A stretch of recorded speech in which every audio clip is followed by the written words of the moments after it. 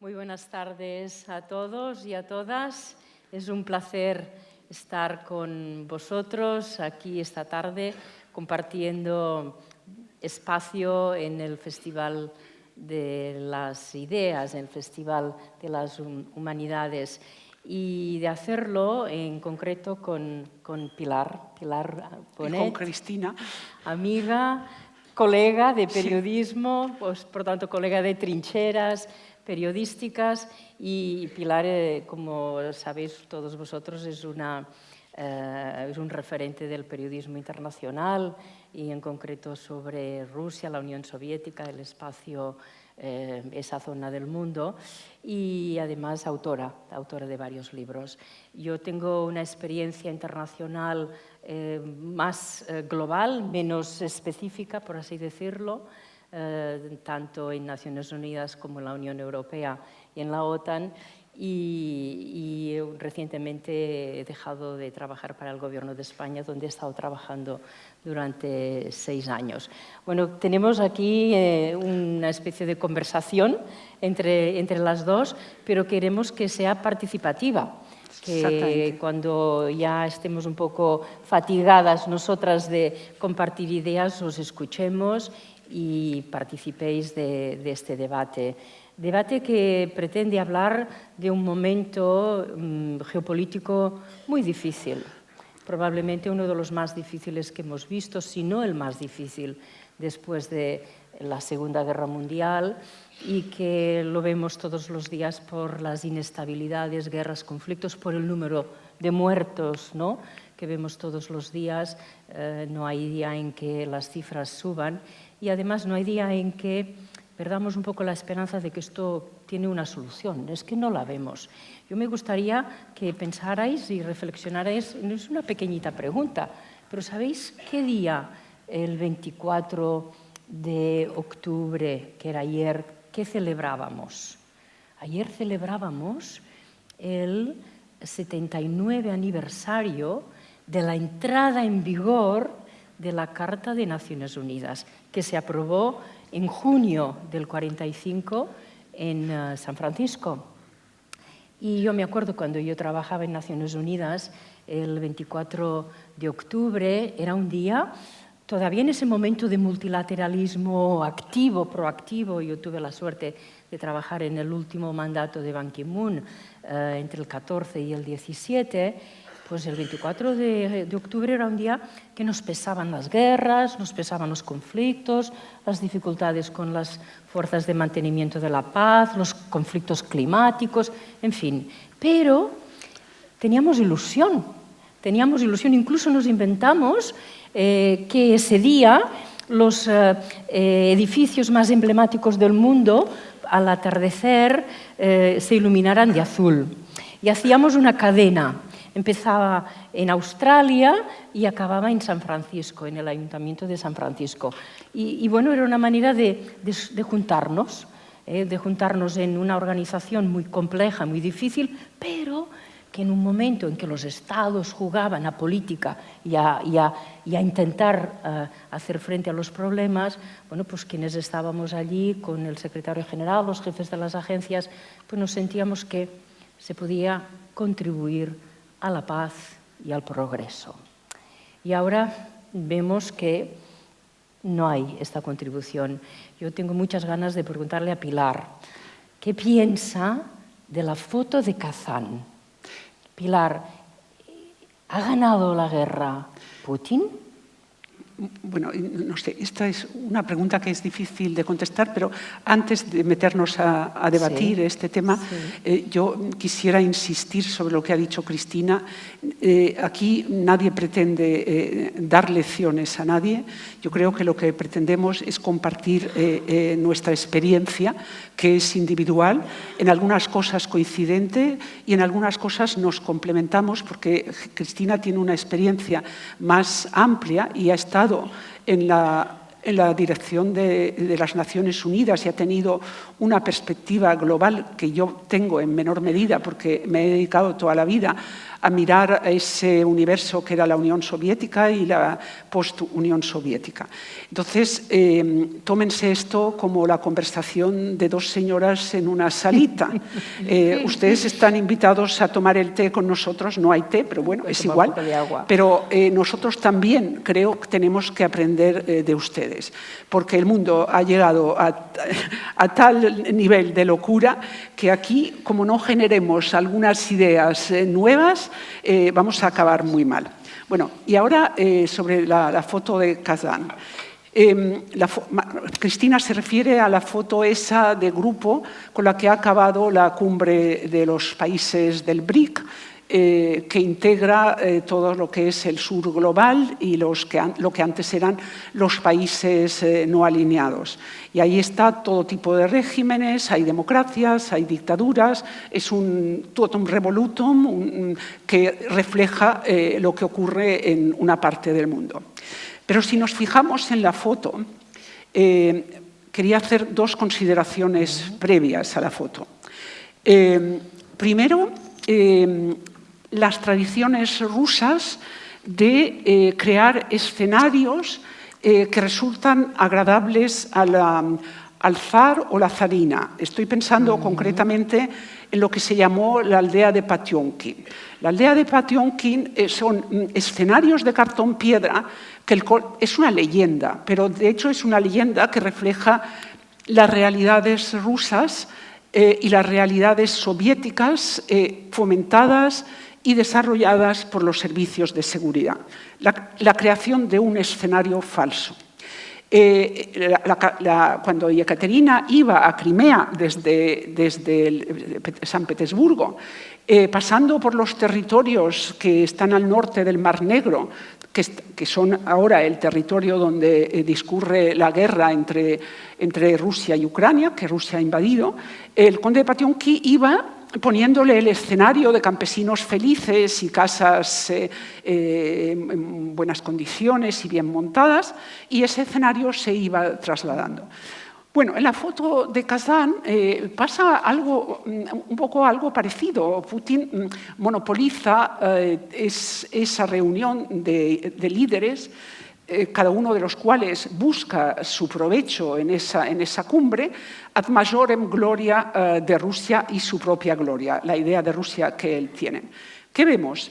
El señor Modi, representante de la India, aparece en la fotografía del día 23 o del día 24, pero no en la del día siguiente, porque va a decirle a Putin que vamos a ver si acabamos la guerra en Ucrania y se marcha. El representante de Kazajstán y de Uzbekistán, los países postsoviéticos de Asia Central, están expresando, al mismo tiempo que están allí, están expresando grandes discordancias. El de Kazajstán trazándose caminos para sacar sus recursos sin tener que pasar por Rusia, y el de Uzbekistán emitiendo, no sé si es una orden o una recomendación a sus ciudadanos que han emigrado a Rusia de que no se dejen alistar para la guerra en Ucrania. Después, solo había que ver la cara del señor Gutiérrez cuando en Kazán le reciben con el tradicional pan y sal y los chak-chak, creo que se llaman, que son unos postres de tártaros. ¿Cómo lo coge y lo come? O sea, ¿con qué cara de pasar penalidades? En cambio, el señor Maduro... ¿Me permites un inciso? Sí.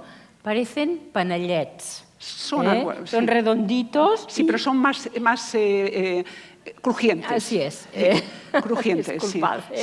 Bueno, pues entonces lo hace así y ni mira a las señoras vestidas con los trajes típicos. En cambio, el Maduro, que era un invitado de Putin, coge los panellets, y hace... Bueno, diferentes reacciones, ¿no? Luego el comunicado, por Dios, hay 135 puntos, si no me equivoco, y solo uno está dedicado a Ucrania. Pero quiero llamar la atención sobre la diferencia entre el punto que afecta a Siria, en el que dice, los aquí reunidos y tal, apoyamos la soberanía e integridad territorial de Ucrania, de Siria.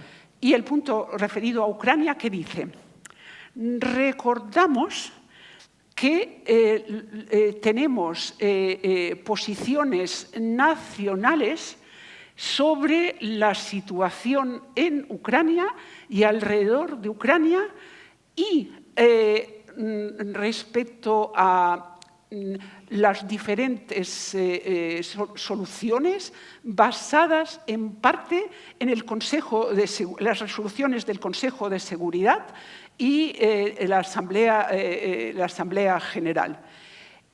Cuando tú ves la simplicidad de la frase apoyamos integridad territorial y soberanía, y este galimatías, te das cuenta de que no se han podido poner de acuerdo en el tema de Ucrania en absoluto y que realmente, vengamos de donde vengamos, es una vergüenza que una serie de líderes con pretensiones de jugar un papel en el mundo no sean capaces de imponer una frase que diga que respetamos la integridad territorial.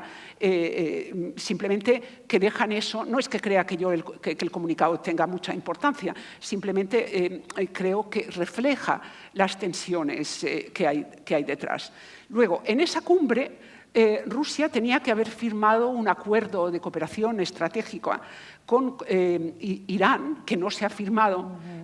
Se cree que los expertos especialistas en estas regiones creen que ha sido una decisión rusa, porque no es el momento en plena escalada de firmar una cooperación con Irán cuando Rusia está lidiando con la cooperación de Corea. Y ha metido a nuevos agentes en este conflicto. O sea, bueno, pues un montón. Con estas cosas se va viendo que la foto, en realidad, es un poco como la foto de una película de Antonioni muy antigua, en el que un fotógrafo hace una instantánea de unas matas, unos matorrales. Y con las sucesivas ampliaciones, lo digo para los jóvenes, porque nosotros, bueno, ya tenemos unos cuantos añitos, pero al ampliar la foto se va viendo que detrás de las matas hay un cadáver. Bueno, Antonioni y la aldea de Patiomkin como elementos de referencia para juzgar sobre la unanimidad y el mensaje de una foto. Es muy fascinante, muy interesante lo que cuentas, porque la foto, en el fondo, representa a la mitad de la humanidad, si sumamos números de personas, habitantes, sino casi, ¿no? Y en cambio, y se transmite poder de convocatoria, todos están allí, incluido Maduro, etcétera. Faltó el presidente de Brasil, que supuestamente se cayó en la bañera y no pudo asistir, y en cambio envió un mensaje de vídeo, etc. Pero probablemente le convino, ¿no?, esta caída de la bañera. Perdona, ¿no? una última cosa, porque lo he leído en una agencia rusa, en el Telegram. Hubo, para los medios de comunicación rusos, hubo unas directrices sobre cómo tenían que tratar la cumbre de Kazán. Que tenía que demostrar que el papel de Putin como líder de este nuevo sur global, ¿no? Y yo creo que otro elemento interesante es que había pues, probablemente 30 personas en la foto, una mujer, que no he podido saber, he buscado de qué país representaba, pero era asiática, probablemente era la primera ministra de Tailandia o algo así. Y francamente es un reflejo de lo que no es el mundo, el tema este. Yo me gustaría incidir en la situación en la que se encontraba el secretario general de Naciones Unidas comiéndose el panellet y casi tirándose de los pelos, Se le ha criticado mucho que haya ido a dar la mano a Putin. Incluso el presidente Zelensky ha dicho que no le va a recibir. Pues ya estamos otra vez en las mismas, en las que negamos lo único que nos hace capaces de resolver los problemas, que es el diálogo. Es decir, era imprescindible, si a Guterres se la invitaba o para el propio Guterres, de ir. Y además es imprescindible que vaya a Ucrania. Muchos de nosotros habíamos criticado bastante al secretario general de Naciones Unidas unas semanas antes de la invasión de Rusia, de Putin a Ucrania, en enero-febrero del 22, porque no hizo los típicos viajes de último minuto. Todos nos acordábamos de Kofi Annan viajando y visitando constantemente a Saddam Hussein antes de la invasión, ¿no? Y eso Guterres, por las razones que fue, no lo hizo. Bueno, pues ahora que se arriesga, se le critica. Yo no sé si tú piensas, Pilar, si hay otra manera distinta de resolver los conflictos que con el diálogo, el diálogo con el enemigo. Es que yo personalmente pienso que no queda otro remedio. Simplemente hemos llegado a un punto, o sea, mientras había espacio libre, mientras las decisiones que se tomaran no afectaran a la totalidad, había como más margen de maniobra, pero hemos llegado a un punto, y eso se debe a diferentes factores, entre ellos el arma nuclear, el cambio climático, en el que el espacio que tenemos es muy reducido y la capacidad de maniobra también. Entonces, la guerra con Ucrania sirve para decir, ¿debe desaparecer Rusia? ¿La debemos eliminar? Bueno, primero que eso es una entelequia, pero tampoco creo que ese deba ser el objetivo. Simplemente se trata de que a algún nivel la humanidad, y todo esto es un pensamiento utópico, debería organizarse de tal modo de un modo racional en el que comprenda que si seguimos actuando como seguimos actuando, esto se acaba. Esto acabará en un suicidio colectivo, por una cosa o por otra, o por todas a la vez. Y por lo tanto hay que encontrar un modus vivendi. Pero esa era la función de la ONU. Y el problema es que las normas del derecho internacional se violan tanto, y las grandes potencias, que en realidad deberían tener una responsabilidad especial en mantener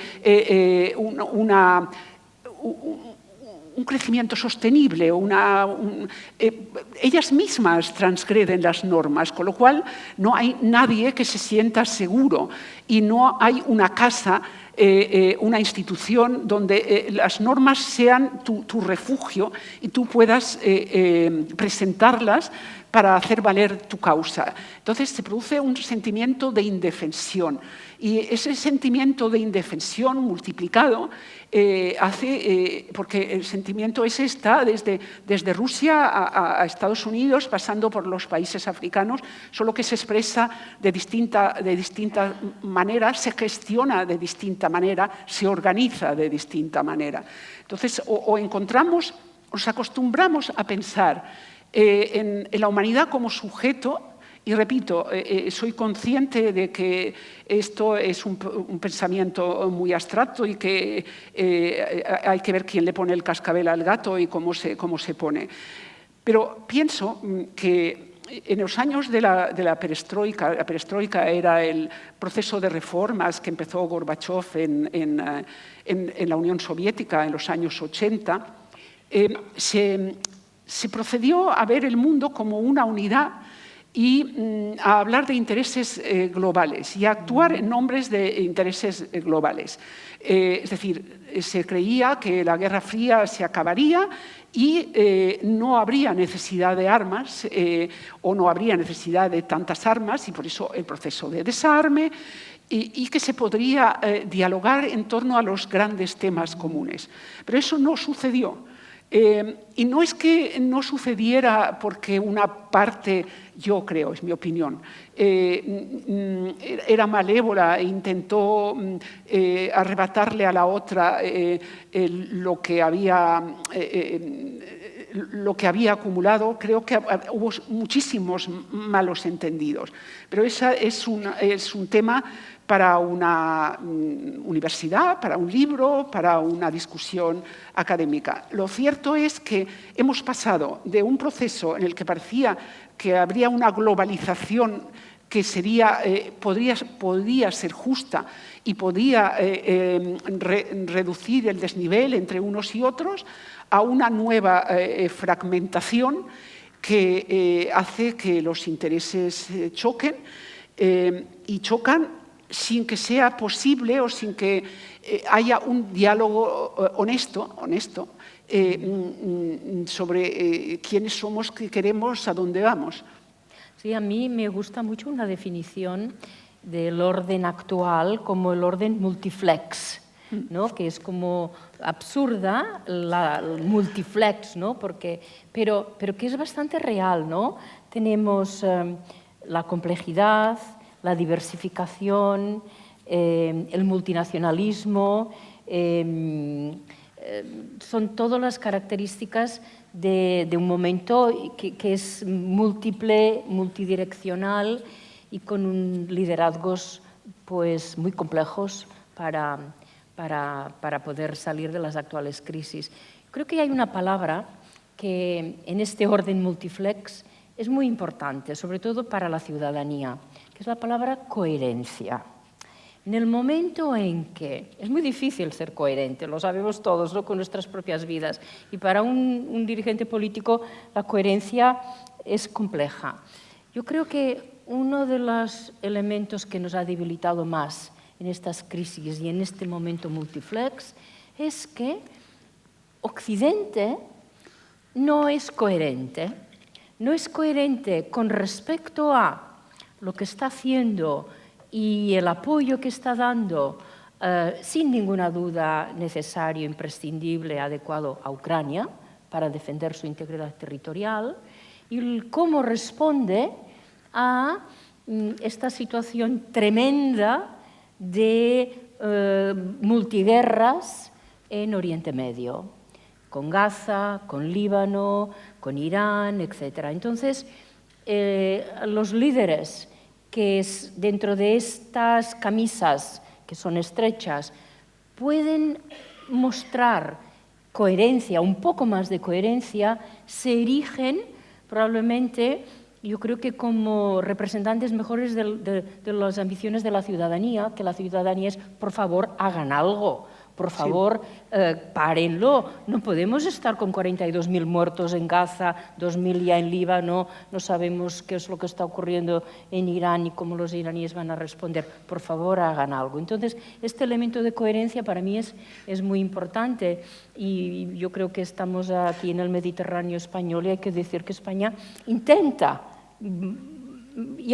y la media de coherencia que muestra España es mucho más alta que la de otros países. No sé si estás de acuerdo. No, estoy totalmente de acuerdo. O sea, pero la coherencia es una cosa, no es una virtud, es una virtud que se adquiere, que se tiene que trabajar, porque implica tener mucho valor.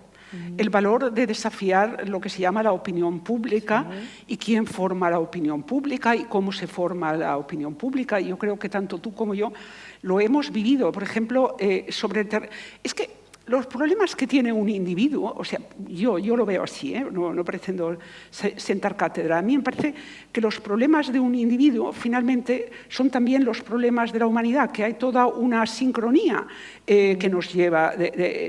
Bueno, eso lo creo yo, que hay una idea del bien, hay una idea del mal y que hay comportamientos coherentes y hay comportamientos incoherentes.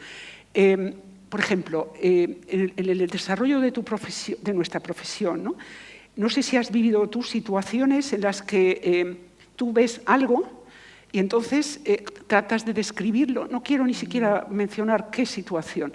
Y entonces desde una lejana redacción te dicen, esto no es así, esto no cuadra. Y no es así porque lo dice France Press, porque lo dice Reuters. La gente de nuestra generación, más o menos, Cristina es un poco más joven, hemos vivido como una experiencia directa sobre el terreno no se acepta porque hay un redactor jefe, hay un mando que tiene miedo a arriesgar, a confiar en la persona que tiene desplazada. Entonces, exige valor. Es mucho más fácil para la persona que está desplazada decir, bueno, pues como lo dice France Press, y decir, no, yo lo veo así y lo sostengo. Y si me lo cambias, me voy, dimito. Y cuando uno es joven, o sea, y no tiene otro trabajo, es muy difícil que tú hagas valer tu pequeña coherencia individual frente a la coherencia de tu empresa o de tu país, ¿no? O sea, y a nivel de Estado lo que sucedía en nuestra época es que, claro, si lo dice un medio español, como había unos complejos de inferioridad, de que si éramos Europa, no éramos Europa, que si sabíamos, que si no sabíamos, pues eso te lo metían encima. Y yo lo que descubrí, o sea, es que el currito del periódico de provincias más apartado del mundo en Daguestán podía saber mucho más que el enviado de del super periódico norteamericano, del cual no quiero hacer ninguna propaganda, que iba a los sitios y se beneficiaba de lo que sabía el currito, que no podía hablar, y claro, a uno le creían porque era del XXX y al otro no le conocía a nadie, ¿no? O sea, es decir, mantener la coherencia es muy duro, ¿no? O sea, yo creo que en este punto de la coherencia tenemos que hablar de Europa. Porque me da un poco la impresión que así como hemos sabido como Europa mantenernos unidos con respecto a hacer frente a la invasión de Ucrania por parte de Rusia, mantener nuestra opinión pública apoyando unos esfuerzos en materia de defensa que no eran para nada habituales en nuestra manera de proceder en política exterior ni de seguridad. Pues no hemos sabido hacerlo en otros ámbitos, como hemos dicho ya ahora, de Oriente Medio, del apoyo pues, a lo que está ocurriendo a los palestinos. Y eso nos está restando como Europa mucho liderazgo internacional. Y se nota mucho que la posición europea, que además muy bien como defensora de los derechos humanos, defensora de la libertad de prensa, defensora de unos valores que los sentimos muy propios, ¿no? Ya vamos pregonando nuestros valores con una voz mucho más pero eso tibia. también viene de la falta, perdona, Adelante. También viene de la falta de coherencia. Así es. Porque tampoco Europa, con tanta charla sobre los valores, en muchos conflictos prácticos, y nos vamos a Gaza y nos vamos a lo que pasa en Oriente Próximo, tampoco es capaz de defenderlo. Mira a otra parte y espera a ver si pasa, a ver si se acaba este bombardeo y pasa. Y no pasa, no solo se complica y se complica cada vez más. Yo creo que de todas las crisis que están sucediendo, Europa debería sacar conclusiones. O sea, Europa ya no es el centro del mundo. Europa es un territorio histórico, sacro, donde hay grandes monumentos y donde la gente, después de la Segunda Guerra Mundial, ha cultivado una cultura de no riesgo, o sea, que ha tenido sus frutos, o sea, de diálogo, pero que en algunos momentos se impone ser más no solo la coherencia, sino también el sentido de la responsabilidad por nuestro propio destino, por nuestra propia defensa, ¿no? O sea, por saber lo que queremos, o sea, y trabajar para ello, ¿no? O sea, es que cuando empiezas a poner las piezas del puzzle, no encajan, no encajan. Y es posible que en lugar de avanzar en la buena dirección, pues lo que estemos haciendo es retroceder. Sí. Y yo creo que con unos datos bastante claros. Nunca había habido en los países europeos tantos gobiernos liderados por la extrema derecha, y hay 5 o 6 primeros ministros de partidos de la extrema derecha, hay 10 o 12 gobiernos donde la extrema derecha está en coalición, y además sus políticas se están notando.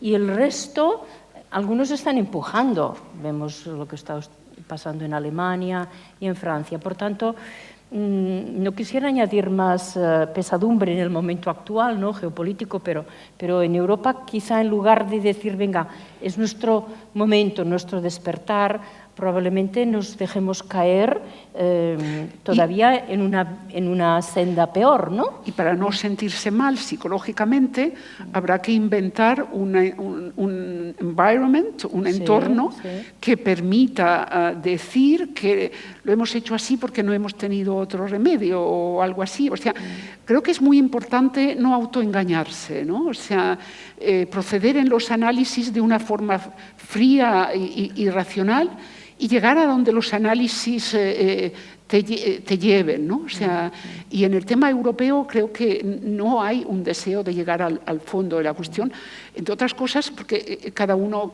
de los líderes se debe a su electorado. Por ejemplo, si hablamos del tema de Ucrania, pues sostener a Ucrania cuesta dinero, Rusia, como es una autocracia, pues puede gastarse todo el dinero y puede pasar todo. Bueno, ya veremos, porque esa es otra foto que nos vende el Kremlin, ¿no? O sea, nosotros podemos aguantar eternamente, tenemos 20.000 veces más recursos que Ucrania, mucha más gente, la gente va a la guerra porque se lo mandamos, encima lo viven como les hemos metido ya en la cabeza que esto es un deber patriótico. O sea, es decir, es mucho más fácil ganar la guerra, como dijo Putin anoche, que no pensaba negociar, a no ser que la negociación le beneficiara, que así de claro. O sea, fíjate, hasta me lo he escrito. El resultado debe ser a favor de Rusia, lo digo directamente y sin ninguna vergüenza, y debe partir de las realidades surgidas en el campo de batalla. Aquí no vamos a hacer ninguna concesión, ¿no? Pues dicho esto, claro que queremos, todo el mundo quiere que se acabe la guerra aquí. Y si me permites, volviendo al tema europeo, yo creo que hay otro elemento que nos pesa mucho las alas, que es el tema migratorio, que como estamos comprando estas narrativas tan pujantes de la derecha y de la extrema derecha, pues nos estamos haciendo el círculo todavía más pequeño nosotros mismos, ¿no?, en lugar de buscar los aliados. Yo no sé si visteis ayer, no sé si viste tú, la portada de Liberación. No. Es una portada muy interesante, no sé si alguno de vosotros lo ha visto. Era una portada donde estaba una foto de Meloni y la otra mitad de Sánchez. Disculpad que voy a volver a repetir algo del gobierno de España. Y el título era «¿Et si Sánchez aurait raison?» ¿Y si Sánchez tuviese razón? Meloni expulsa, Sánchez regulariza. O sea, a mí me parece que es muy bueno que desde fuera nos digan que estamos pensando en soluciones a problemas complejísimos con una cierta coherencia, sí, con nuestros valores, con nuestro modo de vida, porque si no, ¿qué es lo que nos queda? Bueno, yo creo que tenemos que dar paso a vuestras intervenciones, porque hay temas muy interesantes. No sé qué quiere decir Josep. Sí. Claro. Un micrófono, por favor, para Josep.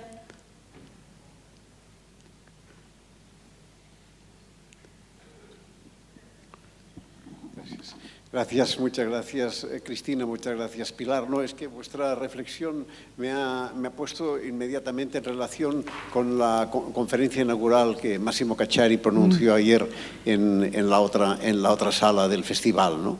Cacciari retomó un tema muy suyo, de la época en que era, aparte de un filósofo conocido, un político influyente y alcalde de Venecia, entre otras cosas, que es el tema de el fracaso de Europa al ser incapaz de convertirse en lo que tendría que ser, que es el poder intermedio. Esto vino en escena y pareció que era en aquel momento la gran ilusión, que como todas las grandes ilusiones se frustró a la caída del muro de Berlín. Este mismo discurso seguro que lo había hecho, entre otros, el mismo Cacciari. Dejemos de mirar solo a un lado, dejemos de la Europa, digamos, americanizada. Seamos nosotros capaces de entendernos, de crear un espacio compartido y de apostar para, él utilizaba la expresión federal, poderes que se extienden. Federalizar no es perder, sino que es reforzar. El poder se hace más fuerte cuando se comparte. Todo este discurso, que es verdad que en la coyuntura actual, que también habéis descrito, suena un poco melancólico, pero que creo que es necesario por lo menos recordarlo. Máximo lo hizo con mucho empuje, ¿no? Pidiendo esto es lo que tenemos que hacer, salgamos del letargo. Es verdad que el letargo es profundo y es verdad que hay razones profundas. Es decir, yo creo que si Europa está en el momento que es de fragmentación alarmante en que está y de claudicación de buena parte de sus gobiernos por la presión del autoritarismo postdemocrático, es un síntoma y es un síntoma alarmante, ¿no? Esto me parece claro, y que esto tiene una explicación en el cambio digamos, de sistema económico, el paso del capitalismo industrial al capitalismo financiero y digital, que es el cambio de un modelo de comunicación. No es lo mismo vivir con la prensa, la radio, la televisión, que vivir con las redes, ¿no? Pero me parece que esta idea, aunque seamos conscientes de que hoy parece muy difícil, muy improbable poderla armar, tendría que seguir siendo una idea y que los sectores sociales que no quieren claudicar ante esta querencia autoritaria que está creciendo cada vez más en la propia Europa, ya no digo en Estados Unidos, que es obvio, pues tendrían que poner en primer plano esta visión y esta exigencia. No sé, me ha parecido esto. Bueno, al filo de tu pregunta, ¿me permites que te haga una pregunta a ti, Josep? Sí. Bueno, hablas del cambio de modelo de comunicación, que es la novedad de la situación que tenemos, ¿no? O sea, respecto a etapas anteriores. ¿De dónde te parece a ti, como pensador, ya sé, no estoy pidiendo, estoy pidiendo intuiciones, que debería salir la energía, el entusiasmo para recuperar el proyecto de encontrémonos a nosotros mismos en esta fase del desarrollo del mundo? ¿De dónde ves una cristalización, aunque sea mínima, de posiciones que nos pudieran llevar a algo distinto a el desfile de los autoritarismos? En este momento lo veo enormemente complicado en toda Europa. Y esta imagen que ahora recordabas de Meloni y Sánchez es expresiva. Sánchez queda como el solitario que todavía no ha caído, esperemos que no caiga, en la trampa del discurso contra la inmigración como un discurso central para esconder las propias impotencias. Pues esto es una señal. Mientras este discurso sea mayoritario, vigente, es muy difícil que ocurra esto que estamos dibujando, ¿no? Pero Francia, Alemania, con las experiencias que ha vivido, que ya le toca tomar conciencia, España, en fin, todos los países europeos, parecen los que vienen del antiguo bloque del este, es doloroso tener que reconocer que no se ve la manera de hacer de los valores democráticos más radicales un elemento común y de buscar los espacios compartidos y mirar desde este punto de vista, desde una Europa fuerte. Una Europa fragmentada no sirve para nada. Desde una Europa fuerte, mirar e intentar de intervenir en los conflictos sin limitarse a una Europa protegida por el imperio americano. Me parece que es una realidad, tristemente, pero que nos tendría que hacer reaccionar y generar debates importantes en el futuro. Pero, insisto, es muy difícil, y lo reconozco, en la nueva forma de poder económico cada vez en manos de menos gente y de poder comunicacional en este mare magnum en que no se sabe lo que es la verdad y la mentira, ¿no? Ayer Xavier Martí Sixás dijo, y yo no lo sabía, que la propagación de la mentira en las redes es 8 veces más rápida que la de la verdad. Déjame comentarte algo, y yo creo que ya que el micro está por ahí, lo hacemos bailar un poco. Yo como funcionaria europea, no me gusta hablar de fracaso europeo, entre otras cosas porque me he ganado la vida gracias a las instituciones europeas. Y yo no voy a utilizar la palabra fracaso porque pienso que nos ha dado unos niveles de libertad, de progreso, de prosperidad realmente muy altos. España es un ejemplo clarísimo y muchos países de Europa del Este también, ¿no? Por tanto, yo por ahí, la palabra la has dicho tú y yo, absoluto respeto, yo me resisto. Yo creo que no, que Europa no es un fracaso, sino ahora es un momento de gran dificultad y que el único elemento, o en todo caso el elemento básico que dé sustento o sobre el que apoyar el movimiento es algo que es muy difícil de alcanzar, que son los consensos. Es decir, cuando somos capaces de construir un consenso, ya sea en materia migratoria, ya sea como por ejemplo el Pacto de Asilo e Inmigración, que es un pacto relativamente poco generoso con los migrantes, pero es que ahora lo que hay encima de la mesa es menos. Entonces esa era la mediana de donde podía haber pacto. O cuando somos capaces de hacer un acuerdo en temas financieros y económicos, ¿no? La manera donde aseguramos el avance es un sustento, un sustrato de pacto, y eso es difícil. Y para eso se necesita mucha negociación, mucho hablar. Por eso las rupturas son tan dañinas para Europa. ¿Os acordaréis durante los prolegómenos de la guerra de Irak que hubo un grupitín de países que se reunieron en las Azores? Hubo otro grupitín de países de Europa del Este que no eran miembros de la Unión que se sumaron, y eso fue una fractura tremenda. La semana pasada, en Bruselas, hubo una cumbre de la Unión Europea. ¿Y qué hicieron un grupitín de países a los que muy peligrosamente se sumó Van der Leyen? Se reunieron por separado para empezar a estudiar medidas más drásticas para contener la llegada de migrantes, liderados por Meloni.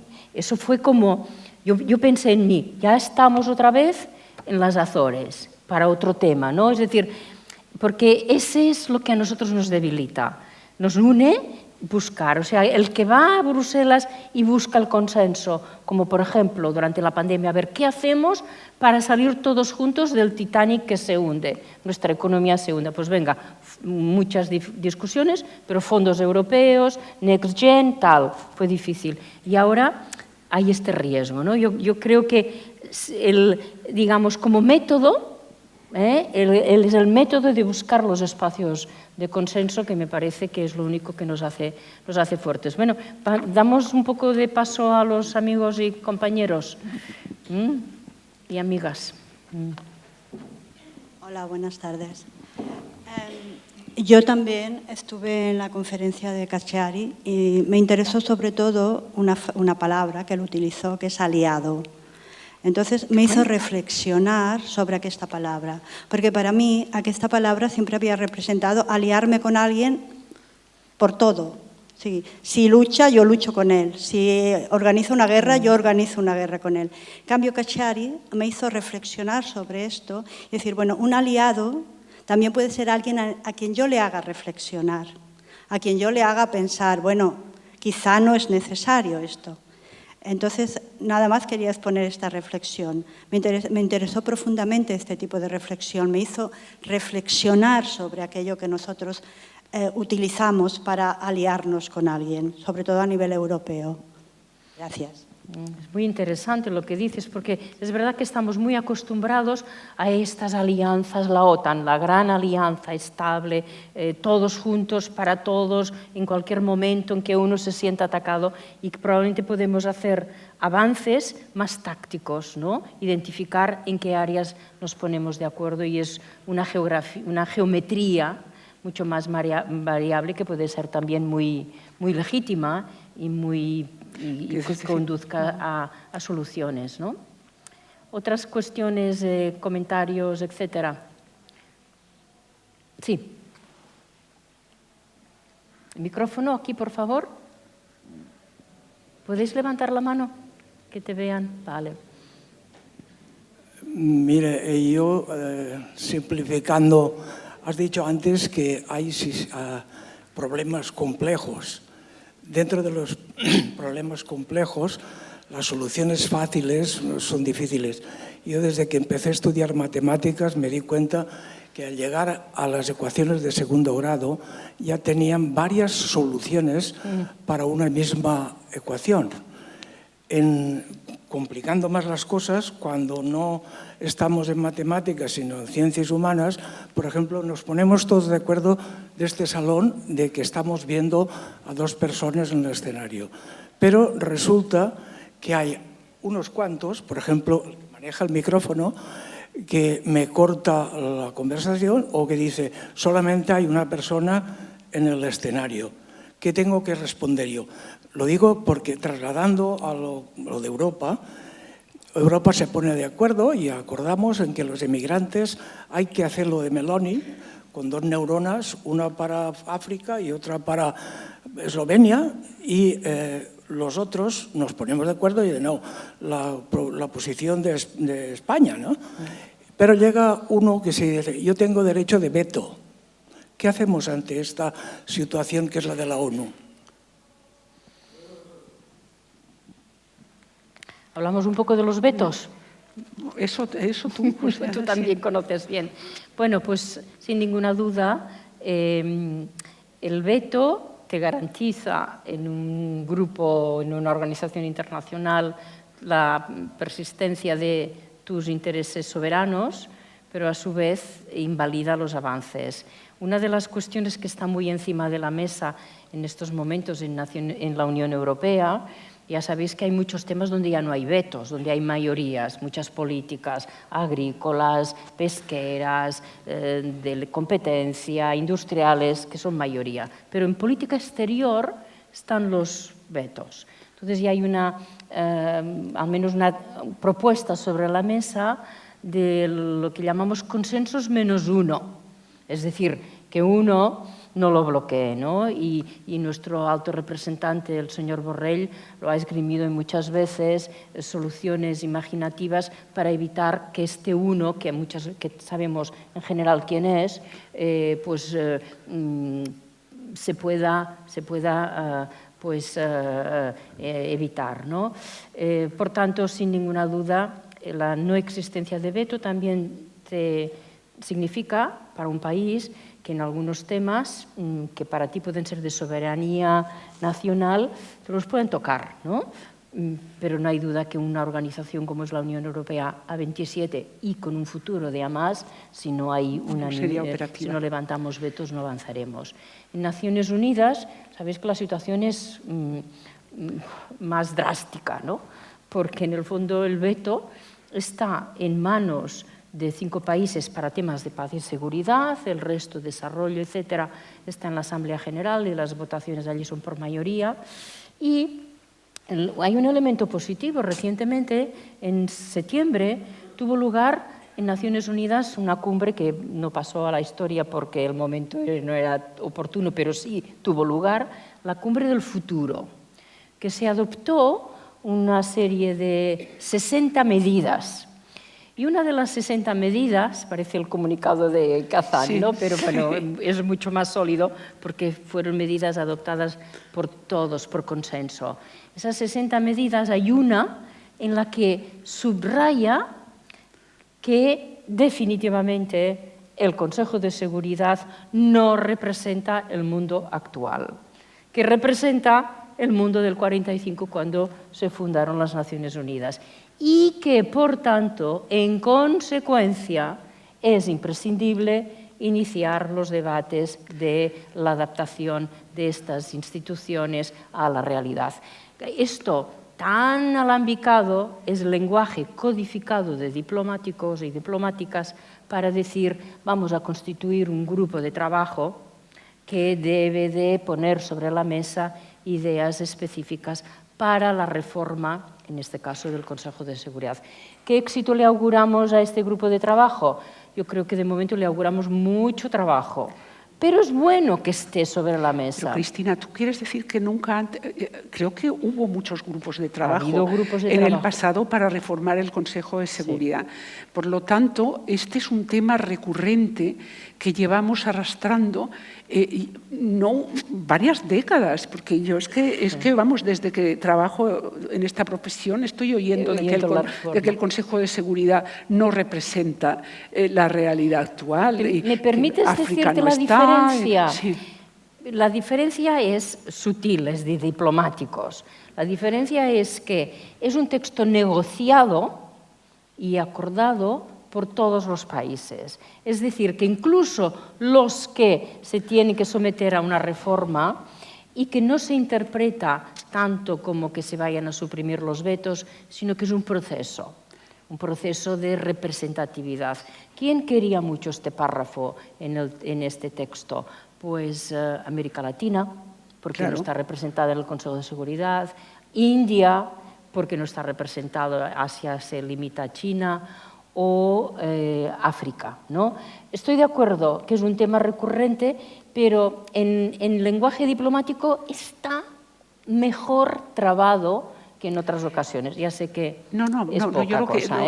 Bueno, simplemente lo que quiero decir es que desde que se percibe un problema hasta que se aborda un problema, hasta que se vuelve a abordar y reabordar, y no se sabe nunca si se va a solucionar. Pueden pasar, yo no sé, décadas seguro. Este es un tema clarísimo.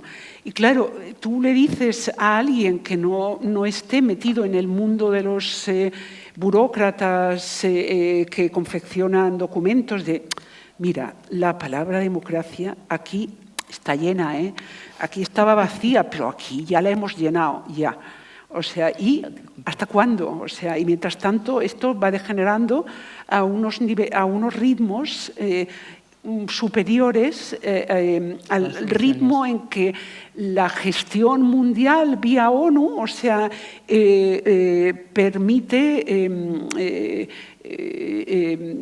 reformar. No sé, es que hay un decalaje, esto va a cruzarse en algún momento. No sé, no quiero ser pesimista, pero es que no veo muchos motivos de alegría, ¿no? Tienes razón. Yo voy a pensar que tenemos un puntito más de sal en el cocido en esta ocasión. Otra pregunta. Hola, buenas tardes. ¿Se oye? Sí. Vale. Buenas tardes, muchas gracias por su participación.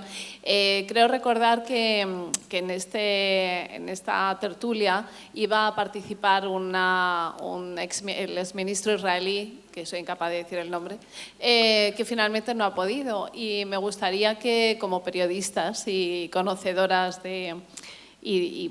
con la temática de la conversa que tienen, me dijeran cuál habría sido la pregunta que habrían hecho a este hombre, a este exministro israelí, y qué piensan que les habría respondido. Eso sí. Venga, Pilar. Francamente, lo que pienso que habría respondido, si supiera lo que iba a responder, no haría ninguna pregunta, o sea, para empezar. O sea, pero bueno, a mí me interesa, en general, me interesa mucho la evolución de las personalidades públicas respecto a un conflicto. Le preguntaría qué pensaba en el año tal, en el año tal, en el año tal. Dividiría el problema en parámetros, o sea, sobre esto, sobre esto, sobre esto, sobre esto, y iría rellenando casillas para saber cómo habría evolucionado. Esa sería mi contestación. Pues yo le hubiese preguntado, ¿Y por qué? Ojalá le podamos preguntar en otra ocasión, ¿no? Que ¿cómo es que se ha pasado en Israel de una situación todos los sábados, manifestaciones llenas las calles en contra de un primer ministro a quien se le considera pues que en fin, ha cometido abusos sobre todo de índole financiero, de gestión, etcétera, graves, a una situación pues de que en las calles no se está pidiendo masivamente un alto el fuego para poder reconducir la situación y llegar a un acuerdo con los palestinos. Para mí es una situación bastante incomprensible, ¿no? Israel es un país, todos vemos, ¿no? Democrático, sometido a unos procesos electorales, partidos políticos, un parlamento, es verdad, muy fragmentado, pero a mí me sorprende, ¿no? Fíjate que es distinto, Pilar, quizá ahí lo de la pregunta, en Rusia no se manifiesta nadie ni a favor ni en contra de la guerra, solo hay manifestaciones digamos, adulatorias de Putin, ¿no? Y en Israel ahora ya la actitud de la población es como bastante, como que el único sufrimiento que hay es el de las personas terriblemente retenidas todavía por Hamás, ¿no? Y que del conflicto se habla poco, ¿no? Sí, bueno, son dos países distintos y la estructuración política es distinta. En Rusia no es que no se proteste, es que no se puede protestar. Hay gente, cuando hubo este intercambio de disidentes, uno de ellos, ya no recuerdo quién, dijo que durante su estancia en diferentes cárceles del país se había encontrado con mucha gente que estaba detenida por protestar. El problema es que Rusia es tan grande que toda esta gente está diluida en esa geografía y que no hay una vertebración en partidos políticos de oposición que permitan saber el peso de esta oposición real. Al ser un sistema autoritario, ya más que autoritario, es muy difícil medir la realidad, pero no creo que los rusos sean diferentes a otros en unas determinadas condiciones. O sea, lo que pasa es que salían de donde salían y perdieron la oportunidad de estructurarse en instituciones que sean independientes de el grupo, la clique que mantiene el poder ahora. No sé, respecto al sufrimiento, o sea, que la gente no es capaz de ver más allá de su propio sufrimiento. Yo creo que esto es una cuestión filosófica, o no sé qué decirte, o sea, no ocurre solo en Israel, que conozco poco, sino que ocurre también ocurre en Rusia también, y lo he vivido en otros colectivos. O sea, la incapacidad de de tener en cuenta el sufrimiento ajeno, ¿no? O sea, no lo sé, a veces también hay incapacidad de tener en cuenta el sufrimiento propio. No sé, creo que supera el ámbito en el que estamos. Yo no tengo respuesta, ¿no? El micrófono aquí delante, por favor. Podemos ir a la otra parte también, si os parece. Una de las cosas que cuando preguntabais qué solución, y yo desde la parte que me toca en psicología, en lugar de técnicas de solución de problemas, he hablado sobre técnicas de reducción de problemas, que me parece que es aplicable incluso a aquellos problemas complejos o aquellos problemas que son irresolubles. Y entonces, yo diría, con respecto a lo que preguntabais, ¿qué solución? Recuerdo la frase de Terencio, hace 2000 años, que dijo: soy hombre, nada de lo humano me es ajeno.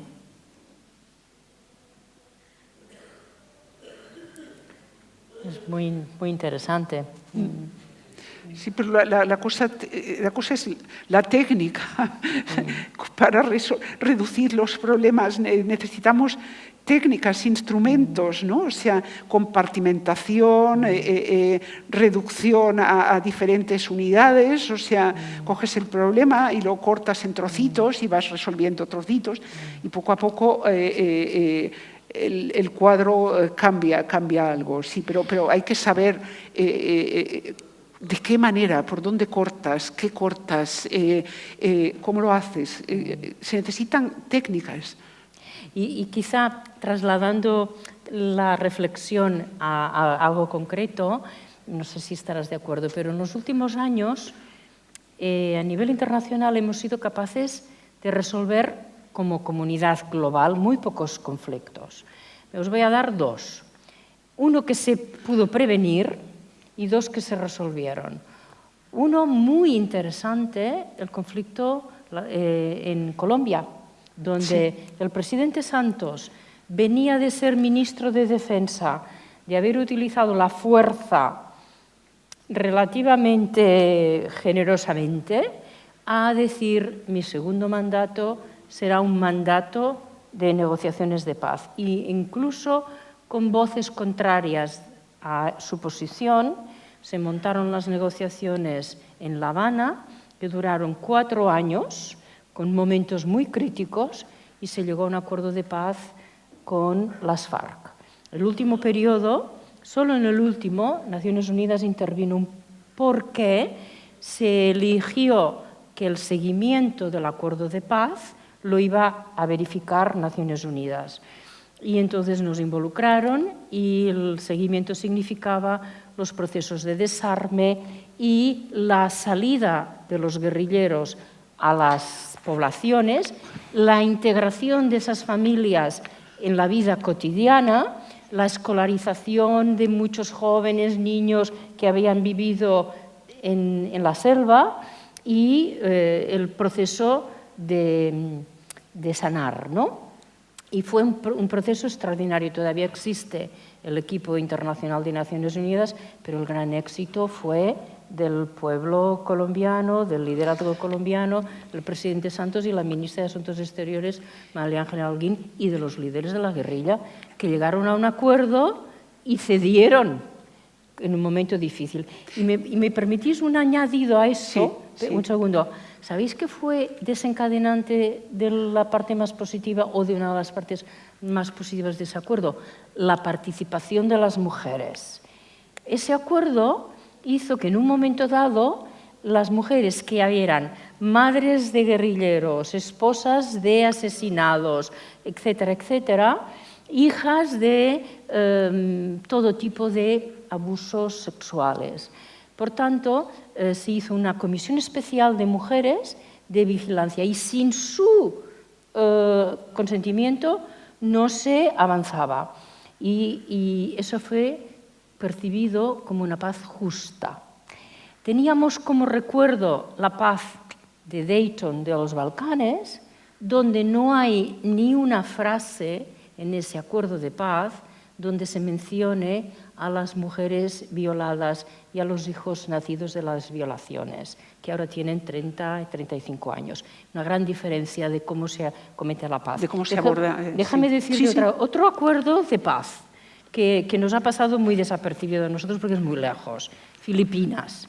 En Mindanao había una guerrilla tremenda del Frente Moro, que Filipinas es un país mayoritariamente muy católico, pero en Mindanao no, son muy musulmanes. Y llevaban 4 o 5 décadas tremendas.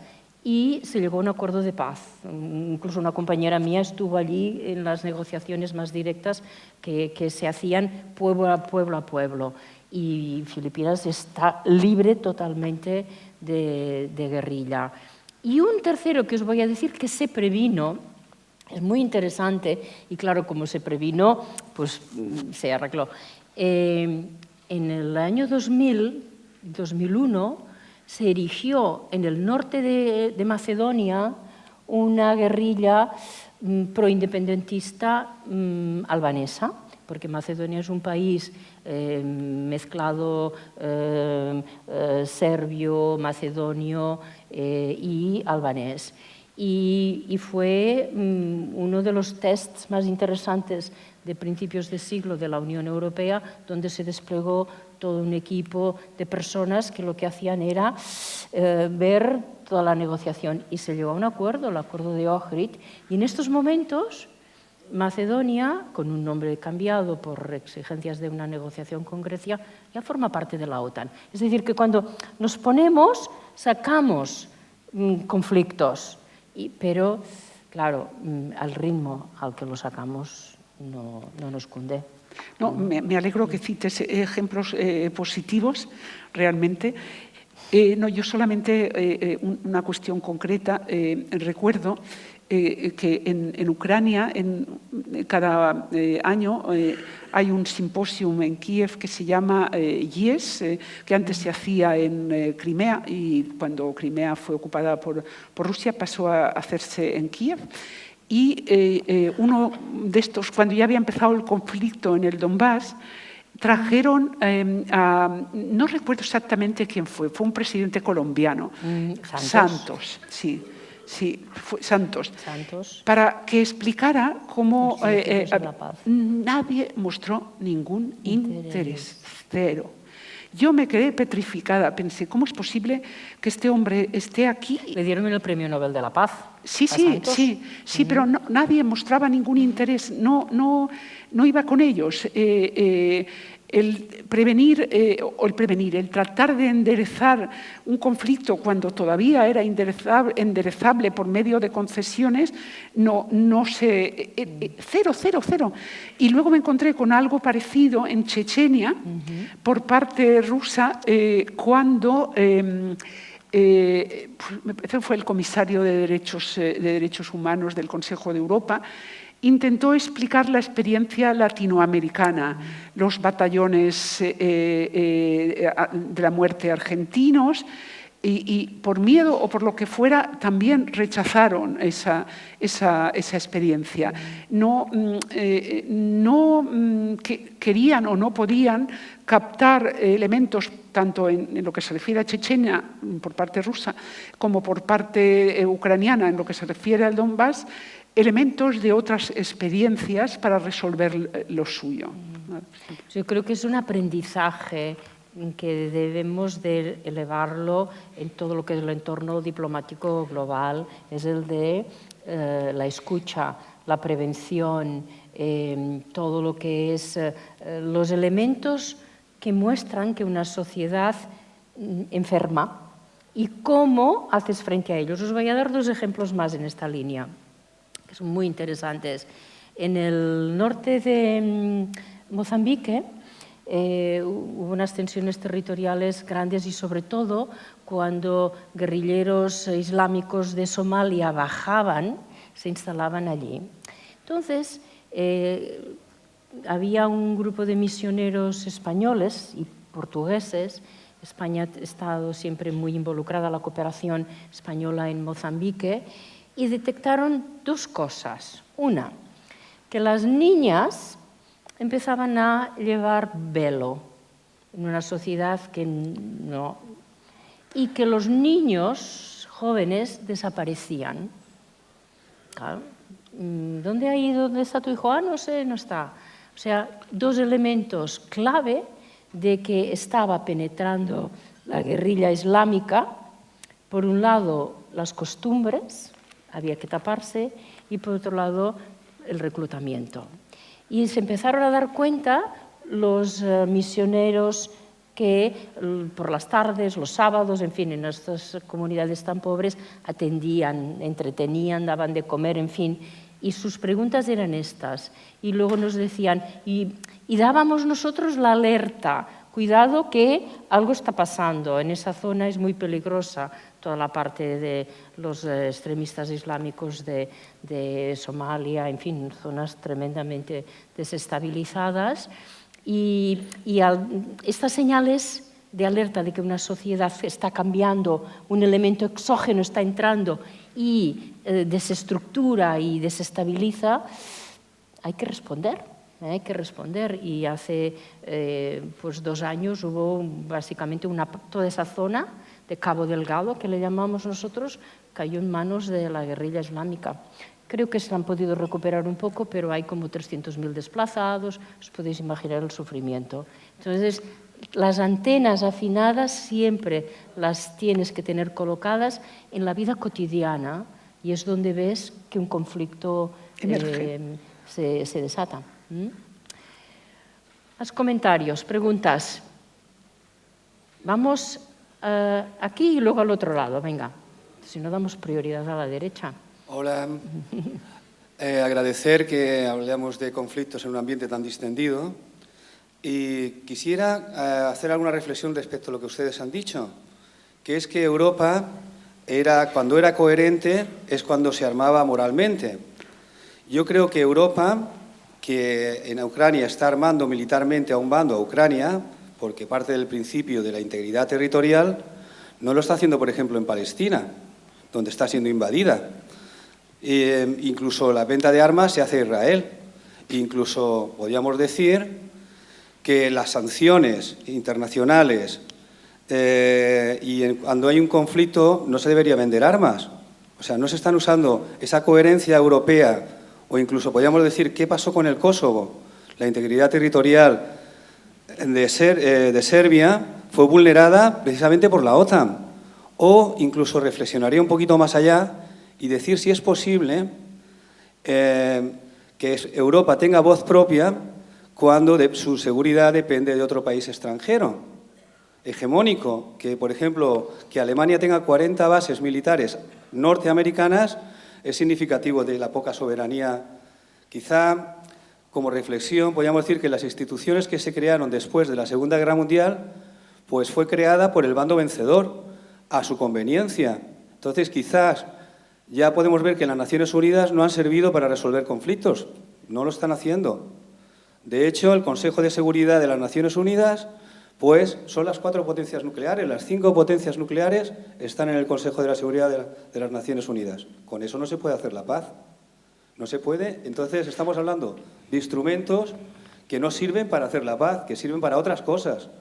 Y quizás, como última reflexión, diría que la reunión de Kazán no se ha hecho para mayor gloria de Rusia, quizás se ha hecho porque lo que une a esos países es la decisión de que Estados Unidos no intervenga en todo y decrete embargos económicos y decida unilateralmente embargos. Y quizás lo que más les une a esos países es que están en contra de este orden mundial en donde Estados Unidos es hegemónico. Muchas gracias. Sí,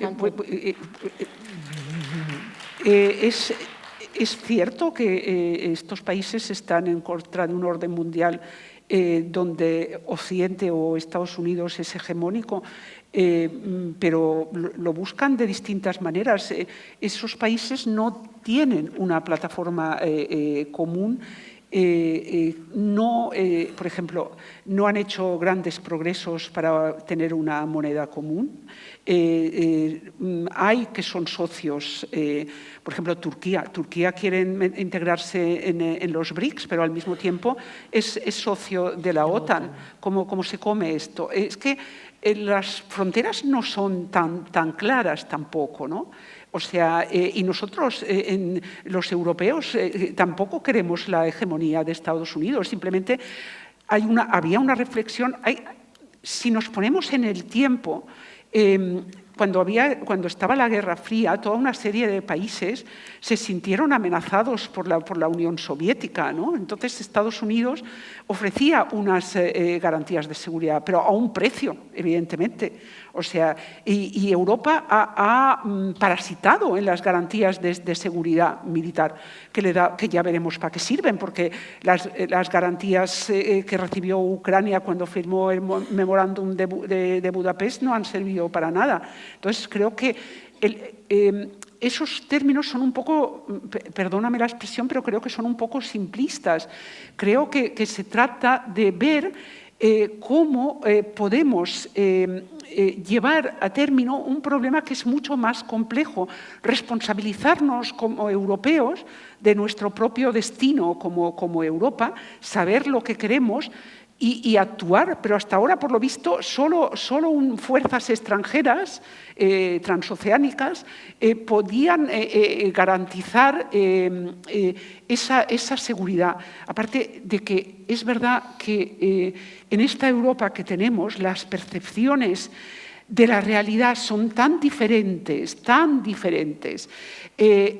antes de ampliar nada, y esa es mi opinión, se tendría que haber unificado la memoria histórica, porque la memoria histórica, por ejemplo, de los países del Báltico no es la memoria histórica de Italia, de Francia o de España, ¿no? O sea, los países del Báltico tiemblan ante Rusia pensando en esa Rusia, como heredera de la Unión Soviética que se llevó a su gente a Siberia, ¿no? O sea, se tendría que haber hecho algo así como lo que hicieron Francia y Alemania, como lo que hicieron Polonia y Alemania cuando Willy Brandt se puso de rodillas en el gueto de Varsovia. Se tendrían que haber unificado las memorias para construir después. Es como decir, bueno, en este terreno vamos a quitar las ruinas que hay para poder construir algo nuevo a partir de nuevas bases. El problema es complejo. Es muy fácil definirlo en 4 rasgos, pero es mucho más difícil solucionarlo.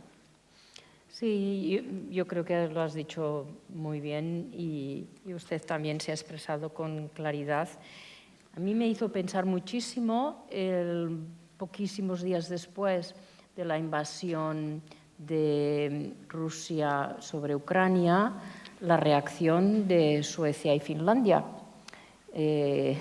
Los ciudadanos de estos 2 países pues temblaron y ellos tenían la posibilidad inmediatamente de pedir la entrada en la OTAN y es lo que hicieron sus gobiernos, en los 2 casos gobiernos, ahora no, pero antes eran de mayoría socialdemócrata.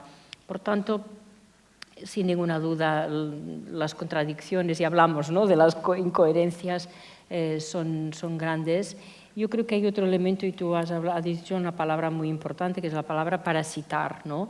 Nuestra prosperidad colectiva europea también ha sido posible gracias a que hemos tenido unos presupuestos de defensa muchísimo más bajos de lo que hubiésemos tenido que gastar, porque teníamos el paraguas americano, y esto tiene un coste, ¿no? Es decir, nuestro estado de bienestar está fundamentado en un gasto público alto, y gracias a ello pues tenemos unas oportunidades iguales o se trabaja para que las tengamos. En todo caso, son temas muy difíciles y es bueno que vayamos hablando. ¿Tenemos tiempo para un par de comentarios más? Josep, ¿sí? Hemos dicho que iríamos a este lado, por favor. Sí. Hola, buenas tardes. Muchas gracias por vuestras reflexiones. Ayer Cagliari insistía en el fracaso de Europa, que Cristina ya decía que no estaba de acuerdo, ¿no? Pero quizá un poco para que Europa pueda tener éxito, hace falta quizá un liderazgo más fuerte en Europa, ¿no? Y al hilo de lo que hablabais antes de la coherencia, es indudable, volviendo al Gobierno de España, que seguramente la imagen que tiene en el exterior de España es mucho mejor que la que tiene dentro de España. Si preguntáramos a día de hoy a una, bueno, no sé aquí en esta sala, pero si preguntáramos en la calle y hiciéramos una encuesta, la mayoría de la gente nos diría que es un gobierno que está fragmentado, que está en manos de los terroristas, que ETA ya hace 20 años que no existe casi. Eso sería lo que nos encontraríamos. En el pasado ha pasado con otros líderes, ¿no? Recuerdo, me viene a la cabeza el caso de Prodi, que también era muy bien valorado a nivel de Europa, pero en su propia Italia no consiguió el resultado que debía conseguir. O Durão Barroso, que fue bien valorado a nivel europeo, pero no estaba bien valorado en su propio país, ¿no? Esa coherencia puede que tenga un peaje a nivel interno. Esa sería una parte de la pregunta. Y la otra es, bueno, la que ya he planteado antes, ¿cómo reforzamos esos liderazgos a nivel europeo? Porque más allá del Parlamento Europeo, los ciudadanos no decidimos nada. Está claro que es un club de estados, pero la señora von der Leyen no la hemos votado los ciudadanos. No hay una legitimidad directa como puede haber en el caso del presidente de Estados Unidos, ¿no? Que ayer también decía John Carlin que quizá los americanos son los únicos que no deberían votarle, que deberíamos de votar nosotros. Pero bueno, y ya está, aquí acabó. ¿Te parece que cojamos un par de preguntas? ¿O hay algún comentario al respecto? Bueno, pues es verdad que el liderazgo europeo en estos momentos, sobre todo el de la Comisión, y en este caso la presidenta de la Comisión, que ha adquirido mucha visibilidad, no obedece a nuestro voto directo, pero sí que en estos momentos la Comisión Europea, la que se va a confirmar estos días después de los hearings del Parlamento y que tomará posesión el 1 de diciembre, será bastante distinta de la Comisión Europea de la última legislatura, del 19 al 24. ¿En qué diferencia? En que habrá bastantes más comisarios de derecha y de extrema derecha y que solo habrá probablemente 4 o 5 socialdemócratas. Y esto no es fruto de la casualidad, eso es fruto de las elecciones democráticas en cada uno de los países de la Unión Europea. Por tanto, hay una relación y el Parlamento Europeo en esta última legislatura tiene 3 grupos del ámbito de la extrema derecha, 3 grupos. Antes había 2 y los 3 suman más de 100 y pico escaños y tienen la capacidad de, junto al centro derecha, tener mayoría, lo cual cambia y eso también es fruto de un voto directo. Por tanto, es verdad que no elegimos a la señora von der Leyen, pero si la señora von der Leyen se reunió la semana pasada en una mesa aparte con un grupo de países que son, entre comillas, los duros en migración, y es la misma señora von der Leyen que en la anterior legislatura, probablemente es porque ella ahora sabe que su constituency, que son los comisarios y los Estados miembros, han virado. Y que en la última legislatura propuso el Green New Deal, propuso 4 directivas en favor y defendiendo la igualdad de género, las cuotas, los cuidados, etcétera, etcétera, porque los Estados miembros tenían un resultado político de una manera y el Parlamento también. O sea que es verdad que no votamos, pero la señora von der Leyen ve muy bien por dónde va el viento. Y ella ha sido nombrada candidata por el gobierno alemán, representa dentro de la comisión, es alemana, y elegida por todos los miembros del Consejo Europeo. Es un reflejo de la realidad. Es un reflejo de la realidad, es un reflejo con el que hay que tener en cuenta. Sí. Bueno, voy a cambiar de volante. Habéis hablado de las mujeres, del papel de las mujeres en los conflictos de Colombia, ¿no?, para el acuerdo de paz. Y esta tertulia se llama Conflictos sin límites. Y yo creo que un conflicto sin límites que está además silenciado es Afganistán. ¿Vale? O sea, a mí me parece que Afganistán es una vergüenza moral a nivel mundial. O sea, y me gustaría saber vuestra opinión, porque es que se me abren las carnes, ¿no? O sea, solamente hablamos de conflictos ahora mismo bélicos, pero es que yo creo que la guerra que hay en estos momentos en Afganistán es silenciosa, pero mata mucho más que lo que está matando ahora mismo los conflictos bélicos. Bueno, nos lo pones a tiro para que te aplaudamos. Totalmente de acuerdo. Mira, en estos momentos hay, si me permitís, como una doble coalición en la que esta coalición es un freno e implica una regresión en temas de igualdad de género a nivel global. Uno es las mayorías cada vez más sustanciosas en cuanto a números de la derecha y la extrema derecha en el mundo occidental. Incluimos allí a Trump. Sabéis, ¿no?, que en la última legislatura, la que acaba en Estados Unidos, 14 estados se ha abolido el derecho de aborto. Segundo grupo es lo que llamamos, en terminología internacional, el grupo de like-minded, en inglés, los que piensan más o menos igual, que es un subgrupo de los países menos desarrollados de Naciones Unidas y que está integrado, os voy a decir unos cuantos: Egipto, Pakistán, Irán, Irak, Rusia, Bielorrusia, hay una buena lista. El lenguaje más restrictivo en cuanto a derechos de las mujeres siempre sale de los drafts que presentan estos grupos. Y en la última cumbre del futuro tuvimos muchísimas peleas los representantes de la sociedad civil para incluir lenguaje que favorecía. No hay duda de que Afganistán es un poco olvido y forma parte de estas peleas, y luego de yo creo que una dejación por parte de Occidente. Y una inconsecuencia terrible. Fuimos los occidentales quienes, de alguna manera, les dejamos en agosto, en abril, mayo, junio del 21, y luego ya en agosto hubo la caída del régimen y entrada de los talibanes. Y ha desaparecido del lenguaje diplomático. Perdona, no solamente les dejamos, les alentamos, fomentamos que las mujeres tuvieran más derechos y después las dejamos tiradas. Esa es la realidad, es una vergüenza total. En realidad se debería hablar mucho más de esto. O sea, ¿qué hacer?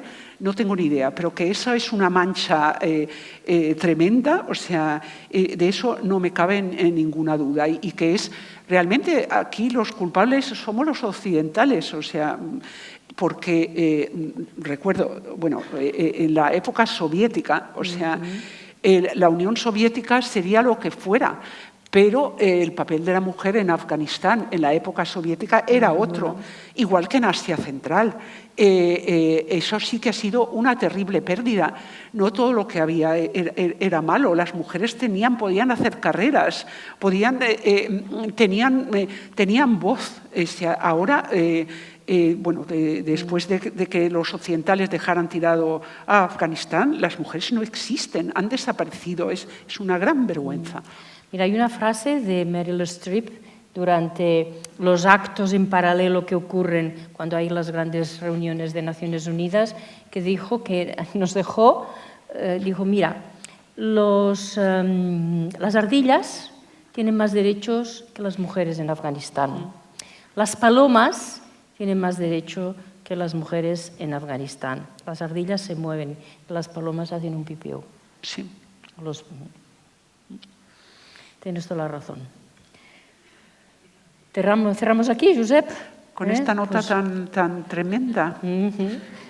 No, si alguien tiene alguna propuesta más optimista o puede... Es que es terrible cerrar con esto, pero es realmente como muy demostrativo, ¿no?, de cómo estamos. A ver, buscamos un comentario positivo en la sala. Un comentario positivo, Venga. uno, por favor. Por un comentario favor. positivo. Bueno, pues si no lo deja... Venga, adelante, te toca. Bueno, positivo no, la Ay. verdad. Pero Fuera. sí que quería, con el tema de Europa y lo que había comentado el exalcalde de Venecia, de que ayer estuvimos escuchando, es sobre como el papel mediador de Europa. Y con el tema de los extremismos radicales que están ocurriendo en los países europeos. No nos olvidemos que la extrema derecha surge por la crisis económica, por la economía. En todos los países que hay crisis económica y en las épocas de crisis económicas surgen sobre todo en Occidente, esos partidos y las ideas radicales, y hay que mirar un poco nuestra historia europea en los años 30 con la subida de Hitler, que fue efectivamente que procedía de una Alemania totalmente empobrecida por la Primera Guerra Mundial y que fue votado por el propio pueblo alemán. Bueno, pues todo esto es para decir que hoy en día Europa después de la Segunda Guerra Mundial, pues gracias a todo el dinero que nos vino de Estados Unidos, tuvimos nuestra sociedad de bienestar y hemos vivido nuestra sociedad de bienestar, pero eso se ha acabado. La sociedad de bienestar ahora, disculpadme, pero no existe, y si existe como una especie de reflejo de lo que hemos tenido, porque a partir de la crisis desde 2008 ya no es como antes, ya no es como antes. A todo esto, Europa ahora, los ciudadanos, la clase media, se está viendo con que hay muchísimos países del mundo cuyos habitantes no pueden vivir en ellos, en esos países, porque ya no es por el cambio climático, que también lo es, sino también por la corrupción que hay en esos países, como Afganistán, como Irán, como todo África. ¿Y qué hacen? Se tiran en pateras para venir aquí. Y nosotros, entonces, viniendo a lo que decía este exalcalde de Venecia, Cassiari, que Europa como mediadora. Nosotros ahora, con el tema de la inmigración, Meloni dice que los expulsan y Sánchez dice que los recogemos. Para mí, yo personalmente opino que esto es ser como un bombero que apaga el fuego. Porque en realidad, ¿por qué no ejercemos realmente como Europa mediadora para conseguir que todas esas personas que realmente tienen que vivir con dignidad, como las mujeres de Afganistán, como todos los habitantes de África que vienen aquí, ¿por qué no les ayuda? ¿Por qué Europa, que en su política internacional, esa Unión Europea que solamente se estableció por una unión económica y nada más, ¿por qué no coge y se plantea decir, bueno, vamos a ayudar a intentar que estos habitantes, estos inmigrantes, puedan vivir dignamente en sus países, mediando para que no haya corrupción en esos países y para que todo funcione? Es decir, ¿por qué no cogemos? Somos así. También lo hace, tú lo sabes, pero es que no es así. Yo que propongo, Josep, es que hagamos una sesión sobre migración, porque otro día, en otro momento, porque realmente es un tema complejísimo.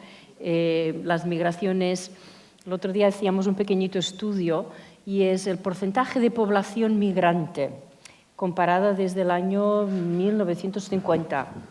A nivel de población mundial, estamos igual, 3%.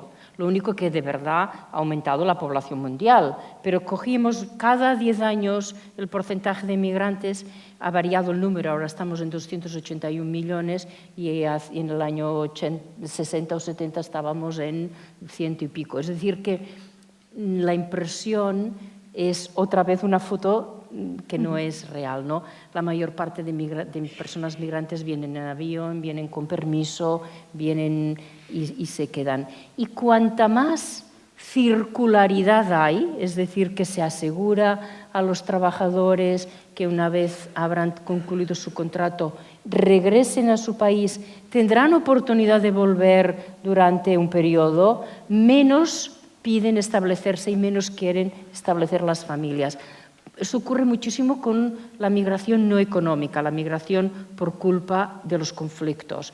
La gente, las personas afectadas por esta migración, se quedan lo más cerca posible de sus hogares, de su país, porque lo que quieren es volver.